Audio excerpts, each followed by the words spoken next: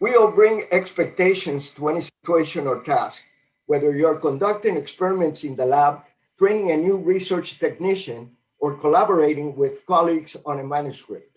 Some expectations are explicitly stated, but many are only known to the individual who is holding that expectation.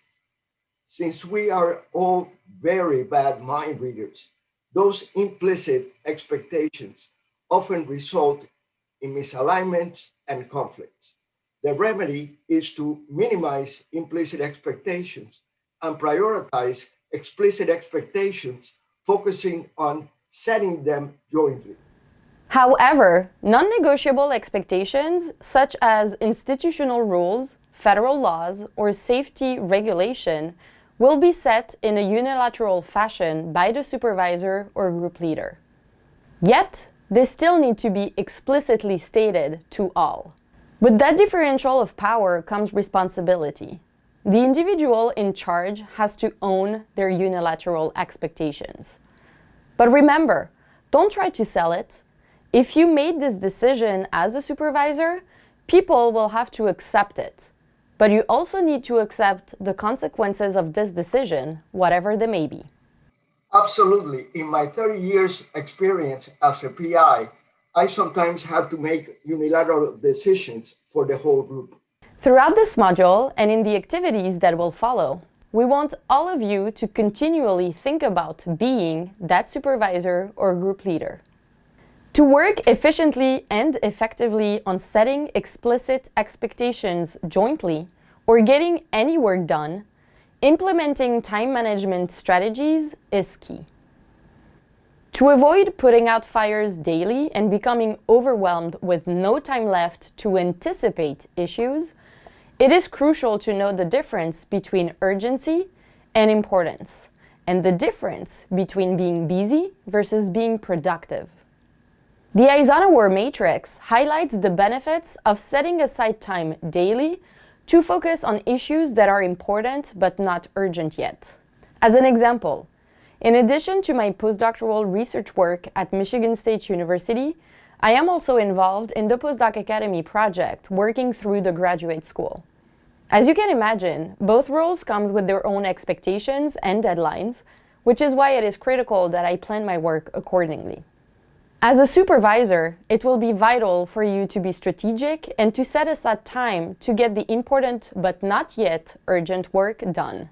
This effort is essential for setting expectations jointly and to provide proactive feedback to the people you work with. If you look at your to-do list for the day or the week, how would you organize your tasks within the Eisenhower matrix? You can pause the video now if you want and take a few minutes to categorize your items based on their importance and urgency as we just discussed.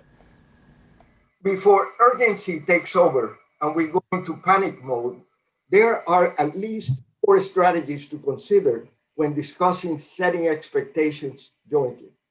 2 strategies are passive.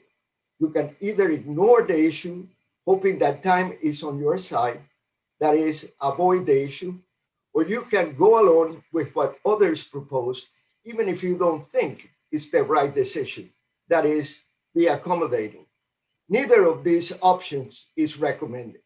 Remember that time is unfortunately rarely on your side, and being constantly accommodating can lead to resentment and potentially not identifying the best solution to address an issue. The other 2 strategies are active. You may choose to be competitive and use your position against someone else's one to win.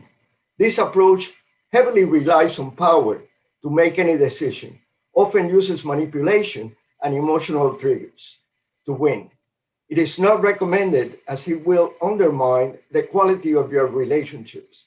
On the other hand, choosing to collaborate with a common goal to find the most rational alternative to an issue is a much better approach. Any effort to jointly set expectations for anticipated issues requires effective communication. Communication styles can be pictured as emerging from a 2-dimensional structure, where dominance, or the control of the conversation, and warmth or the emotional tone interact.